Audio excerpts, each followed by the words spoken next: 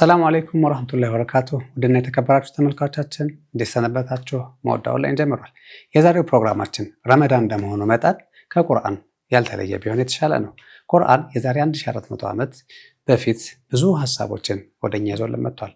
በእርግጥ ቴክኖሎጂን እንድንማርበት ወይም ደግሞ ሳይንስን እንድናቀበት ሳይሆን ኢማናችን እንዲስተካከል ካላህ ጋር ያለን አላቃ እንዲስተካከል ብዙ አይነት የአኼራ ጉዳዮችን ይዞልን መጥቷል። እግረ መንገዱን ግን ያነሳቸው ሐሳቦች ነበሩ። ስለነዚህ ሐሳቦች የሳይንስ ምን ይላል የሚለውን ለዛሬ ከሰው ልጅ አፈጣጠር ጋር ያለውን ለማየት እንሞክራለን። የሰው ልጅ በእርግጥ ቁርአን ላይ እንደምናውቀው በአራት አይነት መንገድ ተፈጥሯል። አደም ካለ እናት ካለ አባት፣ እንዲሁም የሰው ልጆች በአጠቃላይ ከእናትና ከአባት፣ ሐዋን ደግሞ ከአደም፣ እንዲሁም ኢሳን ያለ አባት ፈጥሮ ነበረ። የሰው ልጅ በአብዛኛው የተፈጠረበትን ሂደት ደግሞ ሳይንስ የዘመናችን ላይ ሲደርስበት የደረሰበትን ቴክኖሎጂ ቁርአን ከዚህ በፊት ነግሮን ነበረ። እንግዲህ ይህንን መስጊድ ውስጥ ገብታችሁ ተፍሲር ብትቀሩ ኦር ደግሞ ኢልም ላይ ያሉ ሰዎች ሲያስቀሩ ብትሰሟቸው የባዮሎጂ ኦር ደግሞ የቴክኖሎጂ ሀሳብ ሳይኖራቸው የፅንስን አፈጣጠር ሊነግሯቸው ይችላሉ። የረጋ ደም፣ ከዛ በኋላ ስጋ፣ ኑጥፋ እያለ ስቴፖችን ጠቅሶ አስቀምጦታል። ይህንን ነገር ሳይንስ መቼ ነው ያወቀው ብለን ስንል በጣም በቅርብ ዘመን ማለት ነው። ደግሞ ሳይንስ ይህን ነገር ለማወቅ ብዙ ነገሮች ያስፈልጉታል። ሳይንስ ሞደርን ሳይንስ ይህን የሰው ልጅ አፈጣጠር በተለያዩ ስቴፖች አስቀምጦት እናገኘዋለን። እንዲሁም ደግሞ ሰሚት ፎርሜሽን፣ ከዛ በኋላ ካርትሪጅ፣ ይሄ አጥንት የሚባለውን ነገር ፎርም ማድረግ፣ ከነሱን ደግሞ ቲሹ ኦር ደግሞ ቲሾችም ማልበስ የሚባለው ነገር ከዛ ቀጥሎ የሚመጣ እንደሆነ ሳይንስ ደርሶበታል። ይህንን ፕሮሰስ አንደርስታንድ ለማድረግ ኦር ደግሞ ለዚህ ቦታ ላይ ለመድረስ ይህ የሰው ልጅ አፈጣጠር ፅንስ ውስጥ ይሄን ይመስላል የሚለው ነገር ለማወቅ ሳይንስ መቼ ነው አንደርስታንድ ያደረገው? የመጀመሪያው ኦፕቲካል ማይክሮስኮፕ ያስፈልገዋል። ይህ ኦፕቲካል ማይክሮስኮፕ ከ1590 እስከ 1620 አካባቢ ድረስ ነው ዲቨሎፕ የተደረገው። ከዛ በኋላ ሂስቶሎጂ ስትሬኒንግ የሚባል ቴክኖሎጂ ደግሞ 1800 አካባቢ መጣ። ወደ ሞደርን ቴክኖሎጂ ደግሞ ስናመጣው ኤሌክትሮን ማይክሮስኮፖችን 1900 በኋላ የመጡ ማይክሮስኮፖች እነዚህን ጥቅም ላይ በማዋል የሰው ልጅ የሰው ሆድ ውስጥ ወር ደግሞ የእናታችን ፅንስ ውስጥ ምን እንመስል ነበር የሚለውን ነገር አይደንቲፋይ ለማድረግ ሞክረዋል። ይህን ደግሞ በደንብ ኢላቦሬት ለማድረግ እና ኤግዛክትሊ ምን ይመስላል በየሳምንቱ ምን አይነት ለውጦች አሉት የሚለውን ለማወቅ አሁን ላይ የቱ ጋር ደርሷል የሚለውን ለማወቅ 3D አልትራሳውንድ እንዲሁም ደግሞ ኤምአርአይን በመጠቀም ውስጥ ያለውን ማወቅ ተችሏል። ነገር ግን ይህንን ቴክኖሎጂ ከ1400 ዓመት በፊት ውስጥ ምን ይመስል ነበር የሚለውን በማንኛውም ኖርማል የሆነ የሰው ልጅ ሊያውቀው አይችልም። ምክንያቱም ማግኒፊኬሽን ቱል የለም፣ ማግኒፋይ አድርጎ ላይ የሚችልበት አናቶሚካል የሆኑ ዲስከሽኖች በዛን ዘመን የዚህን ያህል ሌቭል የወረዱ ዲቴል የሆነ አልነበረም። ኢምብሪዮሎጂካል ደግሞ ድራዊንጎች አልነበሩ። ኢምብሪዮ ውስጥ ያለው የፅንስ ቅርጹ ምን ይመስላል፣ አካሄዱ እንዴት ነው ምናምን የሚሉት ነገሮች በስዕልም የተደገፈ የተቀመጠ ነገር የለም። እንዲሁም የኢንተርናል ደግሞ ያለውን እንቅስቃሴ ሆድ ውስጥ ምንድን ነው እየተካሄደ የሚለውን ለማጥናትም የሚጋብዙ ነገሮች አልነበሩ። ይህ ሁሉ ባልነበረበት ሁኔታ ነው እንግዲህ ቁርአን የሰው ልጅ አፈጣጠሩን እንደዚህ አድርጎ አሜዚንግ በሆነ መልኩ የገለጸልን ማለት ነው። በነገራችን ላይ ይህን ሲያስቀምጥልን ባዮሎጂ እንድናጠና ሳይሆን እግረ መንገድ ከሌሎች ሀሳቦች ጋር መሆኑ ይሰመረበት።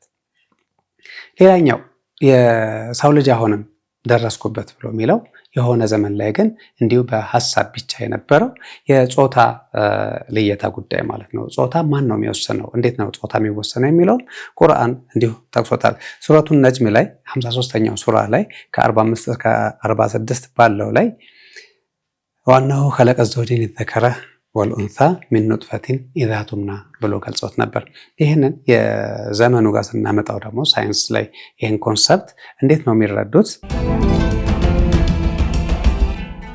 ጾታን ለመወሰን የሰው ልጅ ሲፈጠር ወንድና ሴት ተደርጎ ተፈጥሯል እና ሲፈጠር ወንድ ነው ኦር ሴት ነው መሆን ያለበት የሚለውን ለመወሰን ከሁለቱም ከሴቱም ኦር ደግሞ ከወንዱም የሚገኘው ዘር መገናኘት መቻል አለበት። ሲገናኝ ሁለቱም ኮንትሪቢዩት የሚያደርጓቸው ኮምፖነንቶች አሉ። ይህ ኮምፖነንት ክሮሞዞም ተብሎ ይጠራል። እነዚህ ክሮሞዞም የሴቷ ላይ XX የወንዱ ደግሞ XY። ከዛ በሚገርማቸው ሁኔታ ይህን የጾታ የሚለየው ማን ነው? ወንዱ ነው። ወንዱ ሰፖርት ወንዱ የሚያቀብለው ላይ ነው ማተር የሚያደርገው። ስለዚህ ስፐርም ተብሎ የሚጠራው የወንድ ልጅ የዘር ፈሳሽ ይዞ የሚመጣው አካል የጾታው ማንነት ዲተርማይን ያደርጋል። እዛ ቁርአን ላይም እሱን ነገር በደንብ ገልጾታል። ሳይንሱ ግን ክሮሞዞምን ዲስከቨር ያደረገው በ18ኛው 00 አካባቢ ነው። እንዲሁም ደግሞ ጄኔቲክ ኢንሄሪታንስ ሎውን ደግሞ ያጠናውና የደረሰበትም በ19ኛው 00 አካባቢ ነው። ዲኤንኤን ደግሞ ስትራክቸሩን ዲኤንኤ የሰው ልጅ ዩኒክ አይደንቲቲን የሚታወቅበት ዲኤንኤው ደግሞ የተጠናውና በደንብ እሱ ላይ ደግሞ ወደ ስራ የተገባው በ1953 አካባቢ ነው። ይህ ማለት ይህ ሳይንስ ቴክኖሎጂው በአሁኑ ሰዓት ደረስኩበት እያለን የሚለው የጾታን ዲተርማይን የሚያደርገው የወንድ ፈሳሽ መሆኑን የታወቀው በቅርብ ቢሆንም ቁርአን ግን እንዲሁም ከ1400 ዓመታት በፊት ገልጾልን ነበር።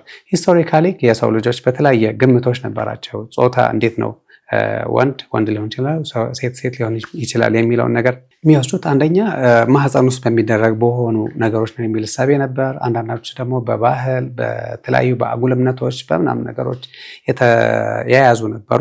ነገር ግን ምንም አይነት ክሮሞዞም የሚባል ኮንሰፕት በዛን ዘመን አልነበረም ማለት ነው። ሌላኛው የሚገርመው ደግሞ እንዲሁ አሁንም ከቁርአን ሳንወጣ ቁርአን ላይ ብዙ ቦታዎች ላይ መስማትን ምልከታ አስቀድሞ ያመጣዋል ማለት ነው።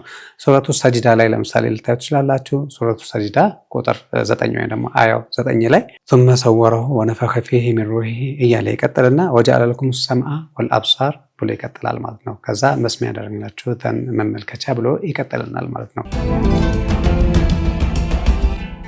ይህን የተለያዩ ተፍሲር ላይ ብዙ አይነት እንትኖች ምልከታዎች ይቀመጡበታል። እንትን ላይ ግን ስንመጣ ባዮሎጂው ላይ ስንመጣ ኦር ደግሞ ሳይንሱ ጋር ስንመጣ የሰው ልጅ ቅድሚያ የሚሰጠው ኦር ደግሞ ሲፈጠር ቀድሞ የሚያገኘው አይኑን ሳይሆን ጆሮን ነው። ጆሮ ቀድሞ ይሰራለታል። ከዛ በኋላ ነው እይታው የሚመጣው። ኢቭን ሆድ ውስጥ እያለ የመስማት ችሎታ ይኖረዋል። ለዛም ነው እንግዲህ እርጉዞች የሚሰሟቸውን ነገሮች በእርግዝና ታይም ላይ የሚሰሙ ማንኛውም ነገሮች ልጆችን አፌክት ያደርጋቸዋል የሚባለው ቁርአን ቢሰሙ ሪኮመንድ ይደረጋል ተብሎ ይባላል።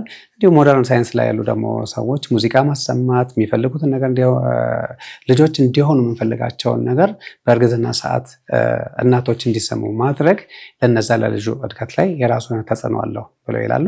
ይህም የተደረሰበት እንዲሁ አርሊ አሁን በዚህ በዘመናችን ባሉ ቴክኖሎጂዎች ነው። ይህንን ለማረጋገጥ ኦር ለማወቅ የሆድ ውስጥ ምንድን ያለው ምን እየተሰራ ነው የሚለውንም እንዲሁ ቅድም አንስተነው ነበረ። ሲፈጠር ጀምሮ የነበረው ከዛ ከተፈጠረ በኋላ ሙሉ ሰው ሆኖ እስኪወጣ ድረስ ያለውን ስትራክቸር ማጥናት መቻል ያስፈልጋል። ይህንም ፓረንታል ሞኒተሪንግ፣ አልትራሳውንድ እና የመሳሰሉ ነገሮች ኖረው ነው አንደርስታንድ የሚደረገው። ይህንን ግን አላህ ሱብሃነሁ ወተዓላ ከ1400 ዓመታት በፊት ቁርአን ላይ ገልጸውልን ነበር።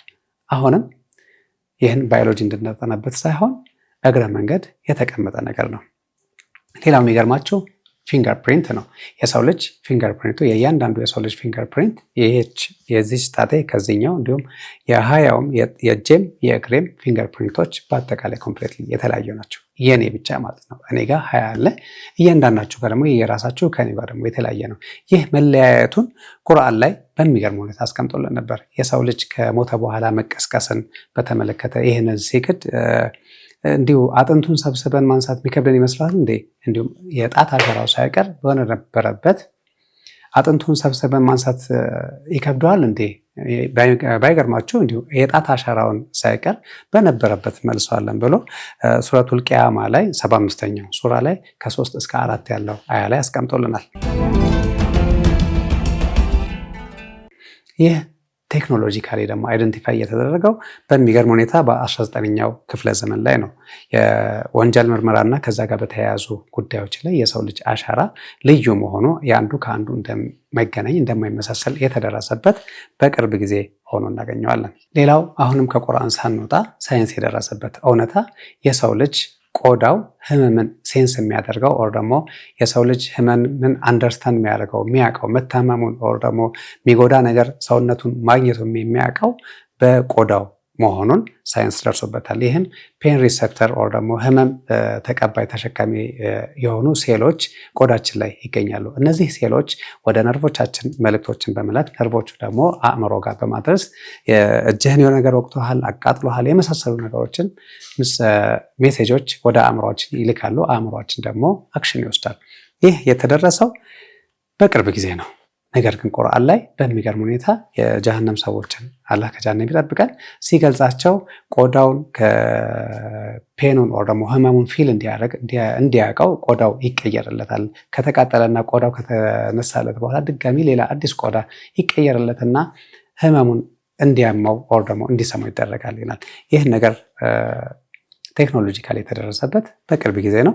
ይህንን ደግሞ ለማወቅ ቦዲያችንን ስትራክቸር ማይክሮስኮፒክ ነርቭ ማፒንግ እንዲሁም ኒውሮ ሳይኮሎጂ ሞደርን ሰርጂካል ሪሰርቾች እነዚህ ነገሮች ያስፈልጋሉ። በአጠቃላይ የሰው ልጅ ህመሙን እንዴት ነው አንደርስታንድ የሚያደርገው ፊልም ያደርገው የሚለውን ነገር እንዲሁ ብድግ ብለን የምናውቀው ነገር አይደለም። ለዘመናት የነበሩ የሰው ልጅ ጥናቶች የደረሱበት እውቀት ነው። ይህም ከ1400 ዓመታት በፊት ቁርአን ላይ የተጠቀሰ ነው። የሚገርመው ደግሞ ሌላኛው የሰው ልጅ በጣም ይዋሻል፣ ያስቸግራል። ቁርአን ላይ በሚገርም ሁኔታ የሱረቱል አለቅ ላይ ከላ ለኢን ለም የንተሂ ለነስፈዐን ቢናሲያ ናሲየቲን ካዚበቲን ኻጢአ ብሎ የገለጸበት ፓርት አለ። ይተው ባይከለከል አናቱን ይዘን እንጎትተዋለን። ይቺ ውሸታም ስተተኛ የሆነችውን አናቱን ብሎ ይቺ አናት ብሎ የሚባለው ይሄን ፓርት ለውሸት የተጋለጸች ውሸታም የሰው ልጅ ሲዋሽ በዛ ፓርት ላይ እንደሚዋሽ ገልጾልን ነበር። ሞደርን ሳይንስ ይህን ፓርት እንዴት ነው አንደርስታንድ ያደረገው? በአሁኑ ሰዓት ቴክኖሎጂዎች ሄደው ከፍ ብለው ፎርሄድ የሚባለው ከዚህ ከግንባራችን ጀርባ የሚኖረው የአእምሮአችን ክፍል ሰው ልጅ ሲዋሽ በጣም አክቲቪቲው ከፍ ይላል። እንዲሁም ደግሞ ዲሲሽን ውሳኔዎችን ለመወሰን ብዙ አይነት ሞራል ጀጅመንቶችን ለመውሰድ የሚጠቀመው ይህኛውን አካሉን ነው። ይህንን አካል ጎትተን እንይዟለን ብሎ ሲል እነዚህ አካሎች ላይ ነው ውሸትም ሊጠናከር የሚችለው ኦርደር ዲሲሽን የሚወስደው ይህ ወሳኝ የሆነው የአእምሮ ክፍል ይህን ስራ እንደሚሰራ የታወቀው ኤምአርአይዎችን እና ኒውሮሎጂካል ቴስቲንጎችን በመውሰድ በ20ኛው ክፍለ ዘመን ሳይንስ ደርሶበት እናገኘዋለን።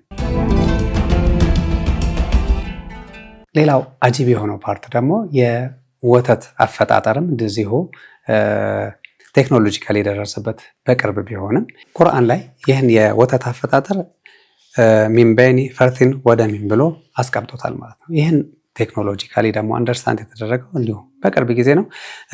ብለድ ኒውትሪሽን ያስፈልገዋል፣ ሜሞሪ ግላንድ እንዲሁም ሆርሞናል ሬጉሌሽን ያስፈልገዋል። እነዚህ ነገሮች ተጠቃለው ነው እንግዲህ የሰው ልጅ ወተት የሚባለውን ነገር ንጹህ የሆነ ፒውር የሆነ ወተት የሚያገኘው። ይህም አንደርስታንድ የተደረገው በቅርብ ጊዜ ሴሉላር ባዮሎጂ እና ሂስቶሎጂካል ማይክሮስኮፒን በመጠቀም ነው እነዚህ ነገሮች የተደረሰባቸው። እንግዲህ ተመልካቾች ቁርአን ላይ እጅግ በጣም ብዙ ሳይንቲፊክ የሆኑ ነገሮች ተቀምጠው እናገኛለን። ነገር ግን ሚስ ማድረግ የሌለብን ሁለት ነገሮች አሉ። አንደኛ እነዚህ ነገሮች ሲጠቀሱ ባዮሎጂን ለማስተማር ኬሚስትሪን ወይም ደግሞ ጂኦግራፊን ለማስተማር ሳይሆን እግረ መንገዳቸውን የተጠቀሱ ነገሮች ናቸው። በሁለተኛ ደረጃ ደግሞ እነዚህ ነገሮች ሳይንስ አልደረሰባቸውም ማለት ግዴታ ትሩ አይደሉም ማለት አይደለም። ኦር ደግሞ ሳይንስ የደረሰበትን ነገር ወደዚህ መጎተትን ግዴታ ዋጅብ አይደለም። ሳይንስ ከደረሰበት እሰየው፣ ካልደረሰበት ግን በቃ የሰው ልጅ የእውቀት ሊሚት አነስተኛ መሆኑን ነው ያን ነገር አንደርስታንድ ያላደረገው በሚል እንወስደዋለን። እነዚህ ነገሮች 7ኛው ክፍለ ዘመን ላይ ወይም ደግሞ ከ1400 ዓመት በፊት ብዙ ነገሮች ተጠቅሰዋል። የሰው ልጅ አፈጣጠርን በተመለከተ ግን አሁን ያነሳናቸውን ፖይንቶች ከ16ኛው ክፍለ ዘመን ጀምሮ ነው ሳይንቲስቶች እየደረሱባቸው አድቫንስ እያደረጓቸው የመጡት። ያም ሆነ ይህ ቁርአን ላይ የተቀመጡ ነገሮች ለእኛ ጋይዳንሶች ናቸው፣ ለእኛ መመሪያዎቻችን ናቸው። ሳይንሱ ደግሞ አንዳንዶቹን ፕሩፍ የሚያደርግልን አንዳንዶቹን እምነታችን እንዲጨምርልን የሚያደርጉልን እንጂ የእምነት መሰረት ሆኖ አናገኘውም። አላኩል ያህል የዛሬው ፕሮግራማችን እዚህ ላይ እንቋጭ። ሳምንቱ ያማረ የተዋበ ረመዳናችሁ በቁርአን የተዋበ እንዲሆን እየተመኘው ለዛሬው እዚህ ላይ ያበቃለሁ። ወሰላሙ አለይኩም ወራህመቱላሂ ወበረካቱ።